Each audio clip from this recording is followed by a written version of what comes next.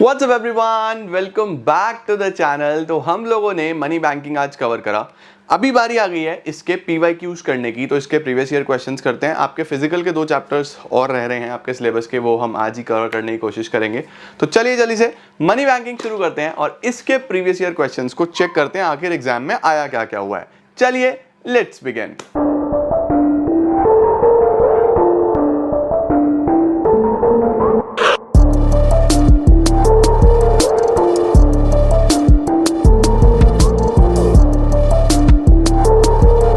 तो शुरू करते हैं हम लोग सबसे पहले सवाल के साथ, जो कि है 51, क्योंकि मैं बड़े क्वेश्चन से शुरू कर रहा हूं।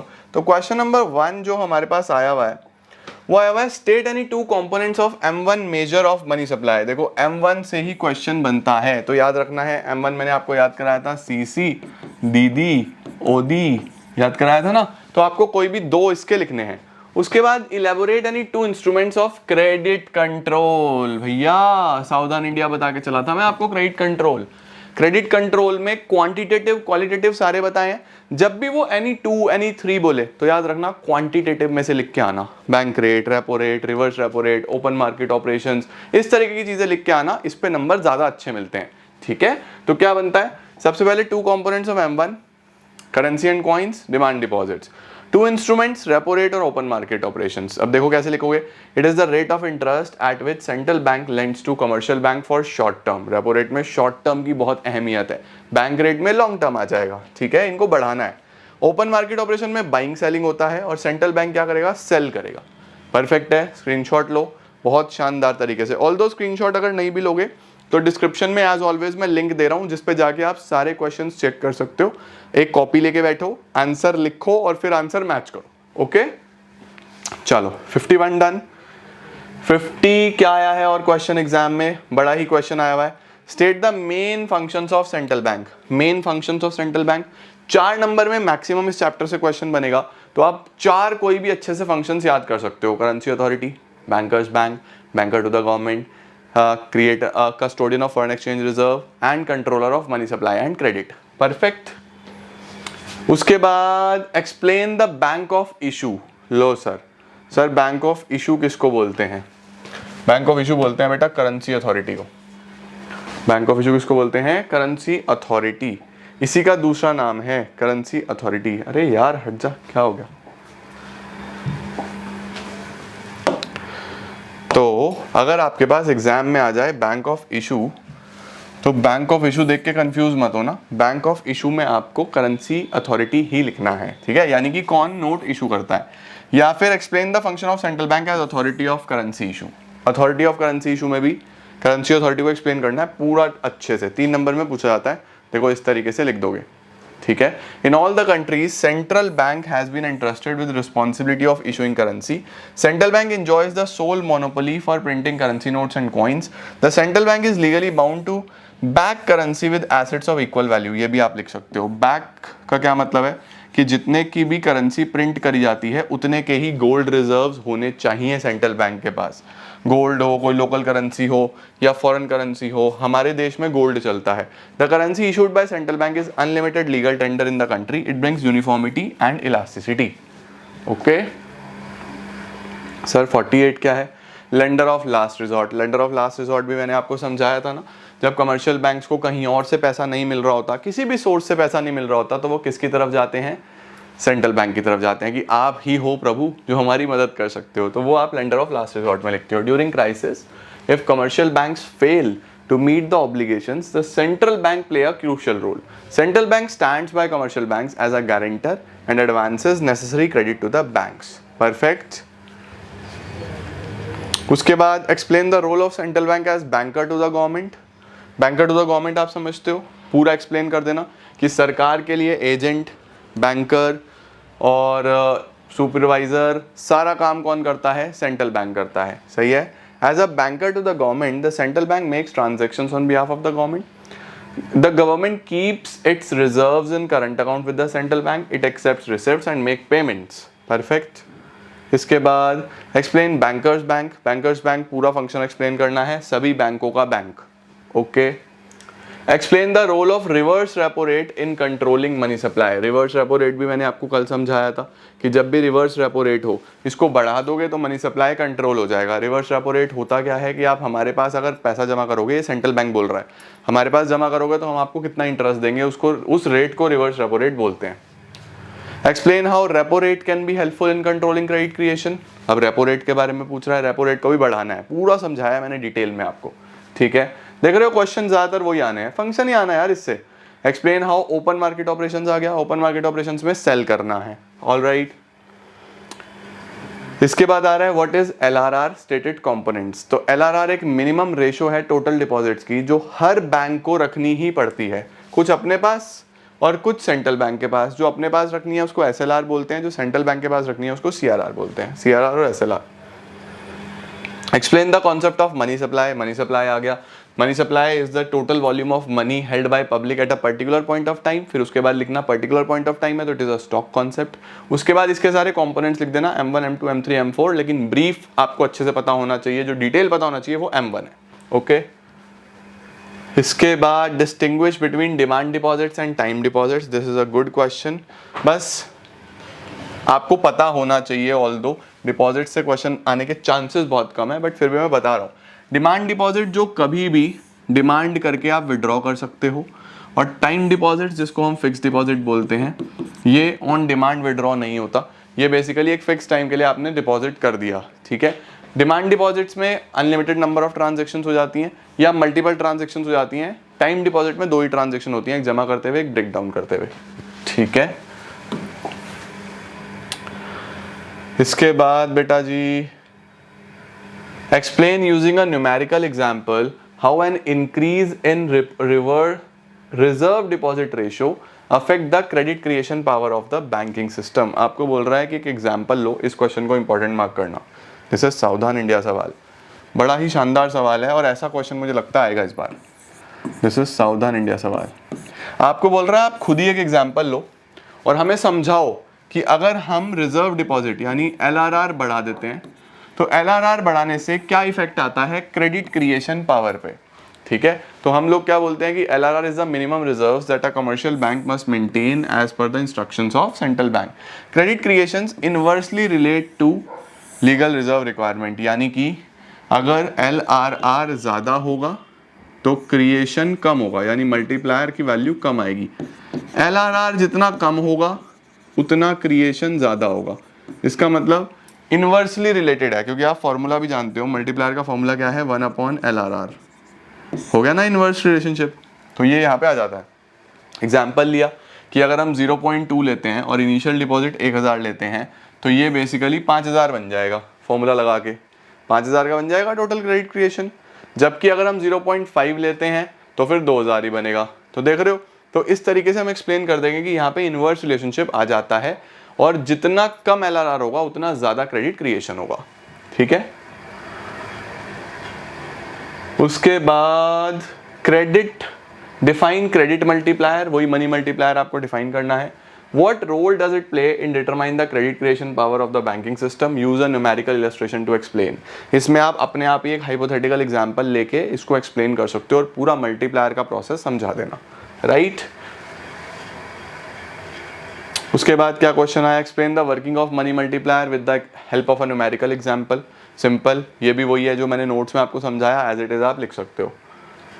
उसके बाद आपको पूछ रहा है discuss how the central bank plays the role of controller of credit in the economy. फिर से कंट्रोलर ऑफ क्रेडिट, देखो क्वेश्चन ही 2 हैं, मल्टीप्लायर है और सेंट्रल बैंक के फंक्शंस हैं, तो इससे बाहर कुछ नहीं पूछेगा आपसे मनी बैंकिंग से, यही पूछ सकता है। और मनी में से मनी सप्लाई पूछेगा, M1। ये तो पक्के हैं तुम्हारे 6 नंबर, तुमने अच्छे से 1 शॉट देखा, क्वेश्चंस प्रैक्टिस करे, हो गया तुम्हारा काम, ठीक है। यहाँ पे क्वांटिटेटिव क्वालिटेटिव दोनों इंस्ट्रूमेंट लिख के पूरा एक्सप्लेन कर देना, ऑलराइट। उसके बाद how currency is issued by central bank, currency central bank issue करता है। Yet we say that commercial banks create money, commercial bank तब भी पैसा बनाते हैं। Explain how is money creation by commercial bank likely to affect the national income. Explain, आपको बोल रहा है कि बताओ किस तरीके से जो कमर्शियल बैंक का क्रेडिट क्रिएशन है वो नेशनल इनकम को कैसे इंपैक्ट करता है। आओ देखते हैं। मनी सप्लाई के 2 कंपोनेंट्स हैं, कौन कौन से, currency and demand deposits with commercial banks. Currencies issued by central bank, issue कौन करता है? Central bank. While deposits are created by commercial banks, deposit कौन बनाता है? कमर्शियल बैंक्स बनाते हैं। By lending money to the people, in this way commercial bank also create money. Commercial bank lend money mainly to investors, और पैसा किसको देते हैं? यूजुअली इन्वेस्टर्स को देते हैं। The rise in investment in the economy leads to rise in national income. बढ़िया answer. क्या लिखा हुआ है? देखो क्या होता है कि पैसा, दो चीजें हैं, बैंक के पास जो डिपॉजिट आया, बैंक लेंड करता है पैसा, लेंड करता है तो किसको लेंड करता है? इन्वेस्टर को। वो इन्वेस्टर क्या करता है? अब देखो जरूरी नहीं है कि इन्वेस्टर को, आम आदमी भी लेता है मनी, आम आदमी भी लोन लेता है, लेकिन एक हम समझाने के पर्पज से देख रहे हैं कि लेंड किसको करता है? इन्वेस्टर को भी करता है। इन्वेस्टर को करेगा तो वो उसको इन्वेस्ट करेगा इकोनॉमी में। अब इन्वेस्ट करेगा तो आप ADAS में भी पढ़ते हो, जितनी ज़्यादा इन्वेस्टमेंट उतने गुना इनकम जनरेट होती है इकोनॉमी में। तो यहाँ पे इन्वेस्टमेंट बढ़ने से इनकम भी बढ़ती चली जाती है, ये हमें यहाँ पे लिख देना है। इसके बाद government of India has recently launched Jan Dhan योजना। जन धन योजना क्या था? जो जीरो बैलेंस वाले खाते खोले थे ना, कि हर किसी का जीरो बैलेंस में अकाउंट खुलेगा, उसको हम जन धन योजना बोलते थे। Aimed at every household in the country to have at least one bank account. Explain how deposits made under the plan are going to effect national income of the country. अब देखो क्या लिखा हुआ है, deposits made under the plan are going to effect national income of the country in the following way. सबसे पहले, opening more bank account means more bank deposits. भाई ज़्यादा खाते खोलेंगे तो ज़्यादा पैसा भी आएगा खातों में। मोर डिपॉजिट्स मीन्स लेंडिंग कैपेसिटी बढ़ेगी कमर्शियल बैंक्स की, कमर्शियल बैंक्स अब ज़्यादा लोन दे पाएंगे। बिल्कुल सही है। उसके बाद more lending by banks means more investment in the country. ज़्यादा लेंडिंग होगी तो देश में इन्वेस्टमेंट भी ज़्यादा आएगी, और ज़्यादा इन्वेस्टमेंट का मतलब क्या है? ज़्यादा नेशनल इनकम। सीधा सीधा ये वही चीज़ है जो अभी मैंने आपको पीछे दिखाई। ये चैप्टर में हमने नहीं पढ़ा डायरेक्टली, बट इनडायरेक्ट क्वेश्चन इस तरीके से आपसे पूछेगा ज़रूर। ठीक है, डन। उसके बाद distinguish between CRR and SLR, very important, very very important. CRR क्या है? जो कमर्शियल बैंक को सेंट्रल बैंक के पास डिपॉजिट रखने हैं। SLR क्या है? जो अपने पास रखने हैं। ठीक है जी, परफेक्ट हो गया।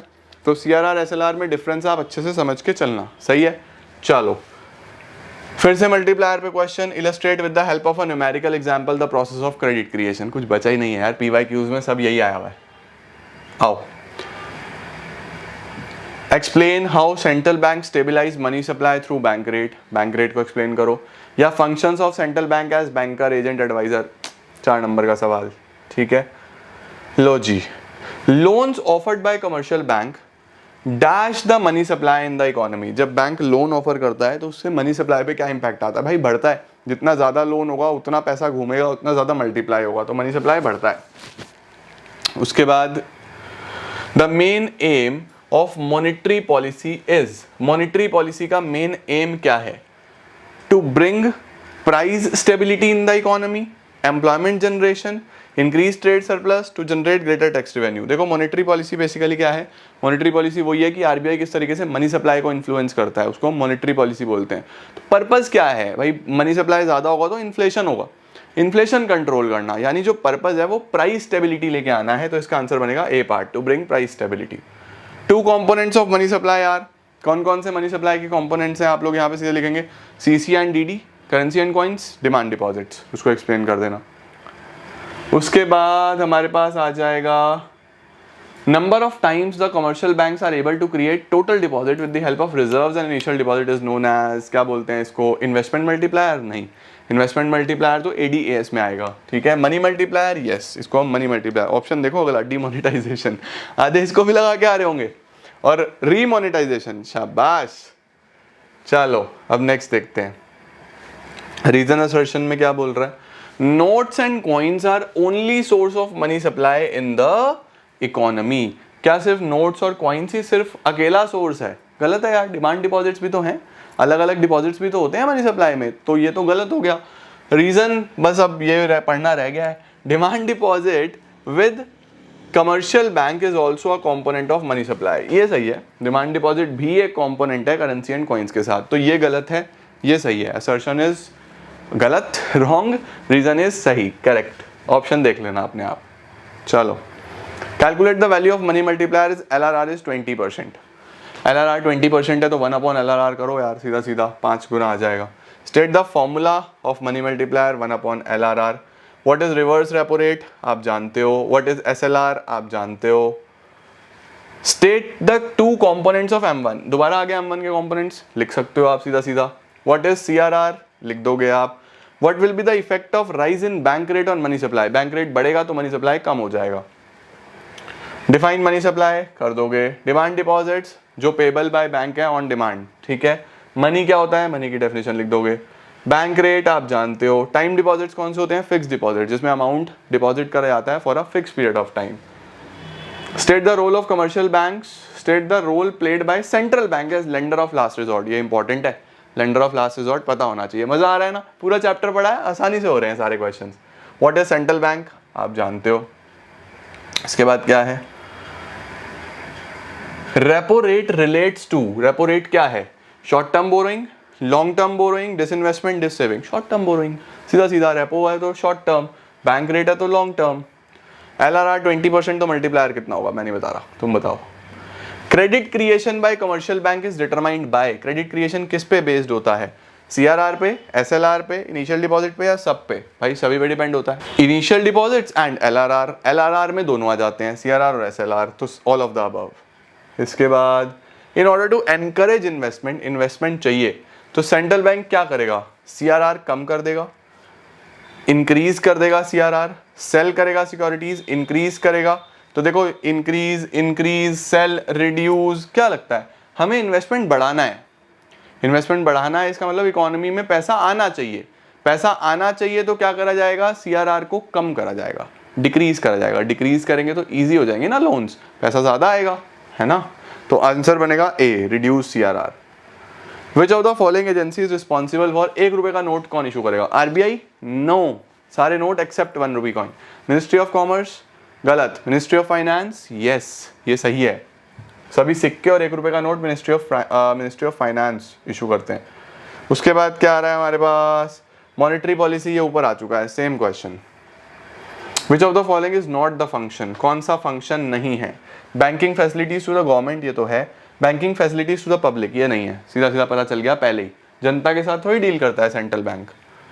The ratio of total deposits that commercial bank has to keep with RBI, central bank के पास जो रखना होता है उसको हम क्या बोलते हैं, CRR. सीधा सीधा सी पार्ट इसका आंसर बनेगा. Suppose money created by banking system is 1000, money जो बनाया है वो 1000 है. प्राइमरी डिपॉजिट 250 था, ठीक है. And the respective value of multiplier and LRR कितना कितना होने वाला है. आ जाओ चेक करते हैं. देखो जरा क्या क्या दिया हुआ है. हमारे को दिया हुआ है जो मनी क्रिएशन हुआ है वो 1000 रुपये हुआ है और इनिशियल डिपॉजिट कितना था, 250 था, है ना. तो हम लोग क्या बोलते हैं, total deposit is initial deposit into money multiplier. सही. अब टोटल डिपॉजिट आ गया 1000, इनिशियल डिपॉजिट कितना था 250 इनटू मनी मल्टीप्लायर. सही, ये नीचे चला जाएगा तो मनी मल्टीप्लायर आ गया 1000 अपॉन 250. तो मल्टीप्लायर की वैल्यू आ गई 4. मल्टीप्लायर की वैल्यू कितनी आ गई 4. तो यहाँ पे the deposit multiplier would be 4. और क्या निकालना है, LRR और निकालना है. तो मल्टीप्लायर का फॉर्मूला है 1 अपॉन LRR, है ना. अब मल्टीप्लायर मुझे पता है 4, 1 अपॉन LRR. LRR इधर आ गया 1 अपॉन 4, 0.25 और 25%. यहाँ पे आ जाएगा 25%, 4/25 पहला ही बन जाएगा. 4 and 25 स्क्रीनशॉट ले लो, ठीक है. चलो उसके बाद क्या आ रहा है, 2 स्टेटमेंट है. Read the following statement and choose the correct alternative. RBI keeps a certain percentage of deposits as reserve to avoid too much lending to public. सही बात है, अपने पास रखता है जिसको हम CRR बोलते हैं. The reserve deposit ratio act as a deterrence to the amount of credit creation by the commercial banks. ये भी बिल्कुल सही है. जो reserve deposit ratio है ये एक बीच में बैरियर है क्रेडिट क्रिएशन को, यानी क्रेडिट क्रिएशन को जितना ज़्यादा LRR होगा उतना कम होगा ना. तो बिल्कुल सही है ये स्टेटमेंट भी. तो क्या statement 1 is true 2 is false, गलत. 2 is true 1 is false, गलत. बोथ आर ट्रू, सही. सी आ जाएगा इसका option. Question number 2, total stock of money in circulation on the public is. ओहो, क्या आता है ये आप बताओ मुझे, स्टॉक है या फ्लो है. In the context of commercial bank which of the following alternatives is correct. Commercial banks क्या है, कमर्शियल बैंक्स के लिए कौन सा ऑप्शन सही है. चलो ऑप्शन क्या क्या है, 1 और 2 सही है, 2 और 3 सही है, 1 2 3 सही है या 1 और 4 सही है। इसका मतलब मल्टीपल ठीक हो सकते हैं इसमें। Deposits are liabilities of the bank, बिल्कुल सही है, जो बैंक के पास पैसा है वो वापस देना है तो लाइबिलिटी है, ये तो सही है। Commercial banks are creator of the money, क्या commercial bank creator of the money है, बिल्कुल सही है, क्रेडिट क्रिएशन करते हैं या नहीं करते हैं। उसके बाद कमर्शियल बैंक्स हमारे पास accept deposits of general public, ये भी बिल्कुल सही है, कमर्शियल बैंक एक्सेप्ट करते हैं।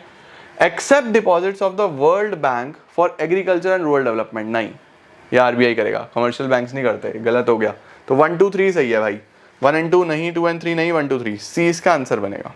ओके, तो देखो कितना आसानी से आपने मनी बैंकिंग के PYQs करे। आई होप आपका मनी बैंकिंग बहुत अच्छे से क्लियर हो गया होगा और आप बड़े अच्छे से तैयारी करके चल रहे होगे हर चीज़ की।